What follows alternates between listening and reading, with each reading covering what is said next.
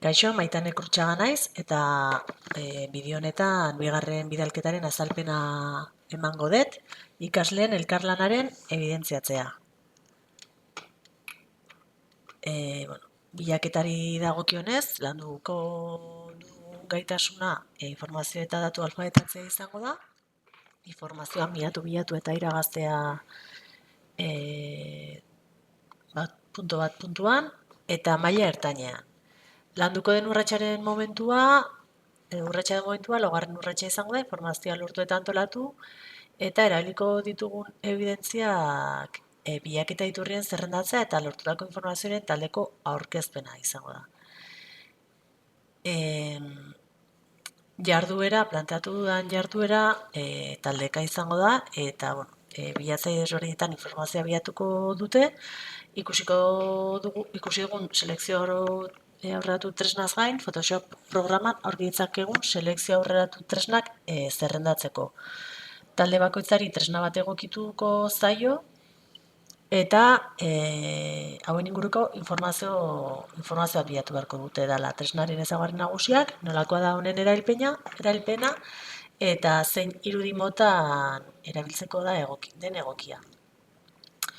Galdera hauek dituen galdetegi bat topatuko dute Moodleen, eta hauek erantzun beharko dituzte. Bilaketa hauek egiteko hitz-gakoak erabili beharko dituzte, eta garrantzitsua izango da ere ortografia zuzena erabiltzea eta bilaketa funtzio aurreratuak baliatzea. Orduan, behin informazioa bilduta, taldeka egin beharko dute aurkezpen bat ikaskidei azaltzeko. Eta erabiliko ditugun tresnak izango dira Zeinprako Moodela, dala, agora izenez, agora bezala ezagutzen duguna, Canva aurkezpenak egiteko, eta horrez gain utziko diet Adobe Photoshopeko formakuntza webgunera esteka, bertan informazio bilaketa horretan lagungarria izateko.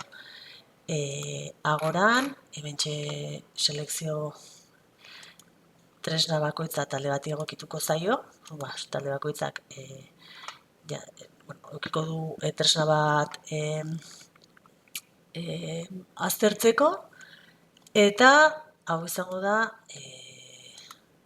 erantzun beharreko galdetegia.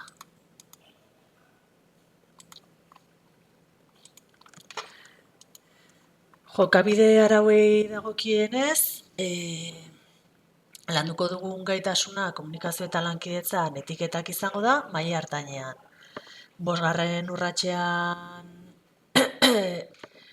landuko da, proposamenak sortu urratsean, eta izango da, proposamenak sortzeko urratsa hasieran zehaztu beharreko jokabide arauak izango dira.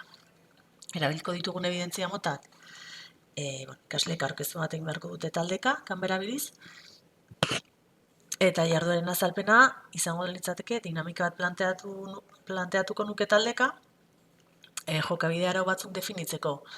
Orduan, arau zerrenda ikasturtean zehar aplikatzea izango da helburua, eta dinamika fase ezberdinetan banatuta egongo da. Lehen fase izango da gaiarekiko sentsibilizazioa lantzea, adibidez jokabide digitalez egokien arrisku eredu praktikoak aztertuz, ondoren erabilera desegoki hauek zerrendatuko lituzkete taldeka, eta hauek egiteko posible diren konponbideak planteatu beharko lituzkete. Eta hurrengo fasean, talde bakoitzak ateratako ondorioen aurkezpena egin beharko lukete, badiez, Canva baliatuz. Jarduera amaitzeko, ikaskide guztien artean ateratako emaitzak alderatu eta zuzenak aukeratuko lituzkete foroaren bitartez. Moodlean aurkituko duten foroaren bitartez. Orduan denen artean, sortutako arau zerrenda eskura egongo litzateke Moodleen, beharrezko den guztietan kontsultatu ahal izateko. Eta erabilitako tresna eta baliabideak izango lirateke Moodleen, bertan aurkituko dutelako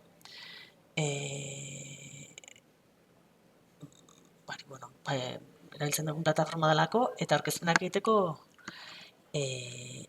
Canva erabiltzea proposatuko nieke orduan. Hori da, Moodlea foroa, elkarlaneko foroa bertan daukatelako.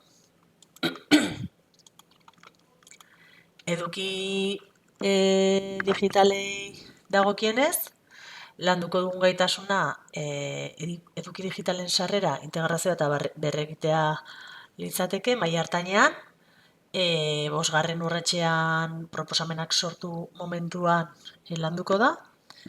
Evidentzia motak ikasleakoitzak bideo bat egingo du pantaila grabatuz eta pausak azalduz, eta jarduera nolakoa izango da, ikasleek banaka bideo bat sortu beharko dute, gehienez 2 minutuko iraupena duena, non selekzio aurreratuak egiteko ikusi ditugun tresnen erabilpena egiteko gai direla erakutsi beharko dute.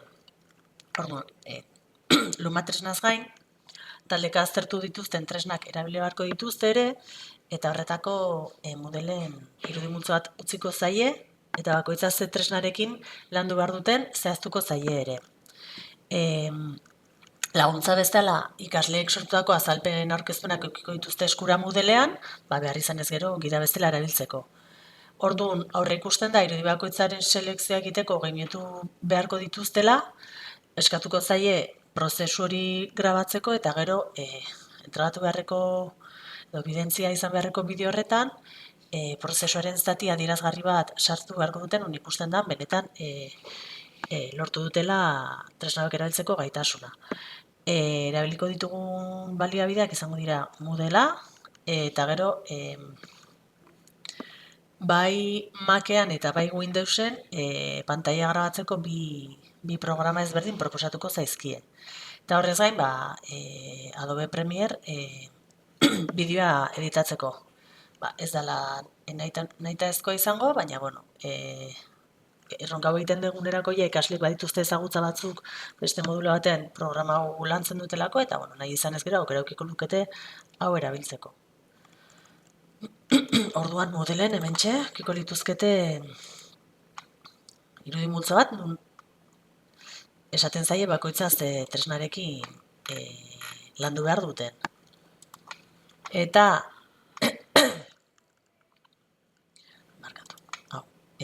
erabilpenari dagokionez, landuko dugun gaitasuna segurtasuna datu pertsonalen babesa da, maila hartainean, hau lehenengo urratsean planteatuko nuke, erronkaren aurkezpenean, erronka hasieran landuko nuke gaitasun hau, ziurtatzeko erronka guztian zehar ikasleek argi izango dutela teknologia digitalen erabilpen kritiko eta arduratsua zein den. Erabilituko dugun evidentzia infografia izango da, Canva bidez sortutakoa, eta jardueren azalpena planteatuko nuke erronkako lehenengo urratsean jarduera bat, taldeka, orduan ikasleak teknologia digitalen gaizki erabiltzeak izan ditzakeen ondorio ez jabetzeko izango litzake jarduera hau. Gaian aditua den pertsona batek itzale emango lieke, sarrera moduan, ikasleek lehen informazio bat jasotzeko, datu pertsonalen babesa eta pribatasunaren inguruan. Ondoren, taldeka brainstorming bat egingo lukete, jasotako informazio horretako ideia nagusiak zerrendatzeko eta gainontzeko taldeekin partekatu aurkezpen baten bidez. Denen artean hausnarketa egin ondoren, teknologia digitalen erabilera osasuntsua eta kontzientea izateko gomendio dekalogoa biltzen duen informazioa sortuko lukete, honetarako planteatzen da Canva erabiltzea, eta sortuko lukete ere protokolo bat, jarduteko protokolo bat. Eta erabiliko digutugun tresnak izango dira Agora, Moodlea, eta infografia egiteko Canva. Eta azkenik, arazoen ebazpenean, gaitasuna landuko genukena izango litzake arazoen ebazpena, arazo teknikoen babesa, maila hartainean, lehenengo urratsean landuko genuke, erronkaren hasieran, ziurtatzeko erronka guztian zehar ikaslek topatuko dituzten arazo teknikoei aurre egiteko informazioa edukiko dutela, evidentzia bideo bat izango litzateke, eta lehenik eta behin ikasgelan denon artean ohikoenak diren arazoak identifikatuko ditugu, behin zerrendatuta ditugula taldeka arazo tekniko zehatz baten inguruko ikerketa burutu eta arazo honen irtenbide posibiletan pentsatu eta konponbidea zehaztu beharko dute, hau taldeka, informazio guztia bideo baten bildu eta azaldu beharko dute bideo honetan arazoen aurrean nola jardun beharko beharko dan edo ze pauso eman beharko ditugu. Sortutako bideo guztiak ikasleen eskura egongo dira Moodleen, eta izango dira kontsultarako bideoak beharrezko dituztenean erabiltzeko. Orduan, erabiliko ditugun tresnak eta baliabideak izango dira Moodlea, aurrez erabilitako Windowserako eta Macerako pantaila grabagailuak eta Premiere beti ere hori. Ez da nahitaezkoa, baina ordurako ja ezagupenak izango dituzte programaren ingurukoak.